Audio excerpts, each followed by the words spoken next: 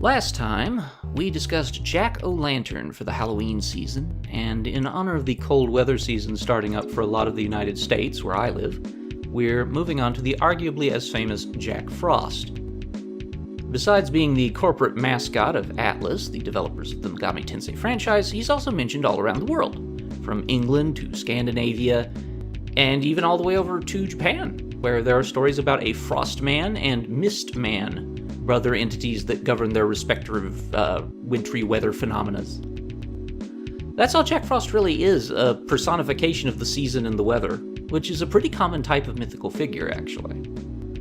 Now, as for Jack Frost himself, he likely gets the name the same way Mr. O'Lantern did back in the last lore video. That curious propensity for ye olde times English folk to use Jack to refer to any guy they didn't know the name of.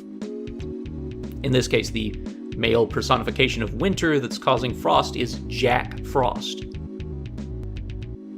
Jack Frost is depicted in a number of different ways, be he a puppet, a snowman, a creepy molester, or a twink.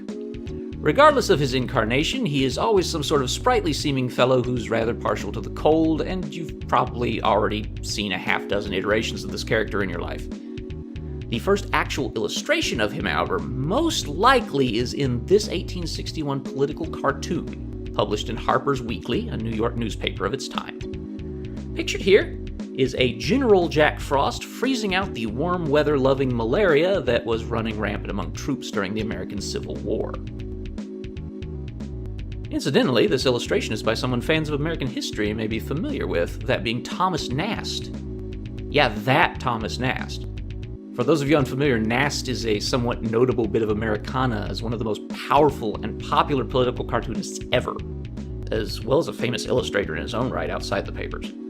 He also created whole cloth the image of Santa Claus as we know him today, based on the mythical figures he knew well growing up as a child in Germany. But I digress. Modernly, there is a phenomenon attributed to and named for Jack Frost. A tendency for ice to form thick floral patterns of crystals on window panes. If you're old as dirt like me, you've probably seen this before if you grew up in a cold environment. Modernly, the advent of double-glazed windows almost entirely prevents this from occurring. If Jack Frost is visiting your windowsill these days, your windows are probably 40 years old. Get new ones. Your heating bills must be terrifying. If this Jack Frost is at your window, call the police.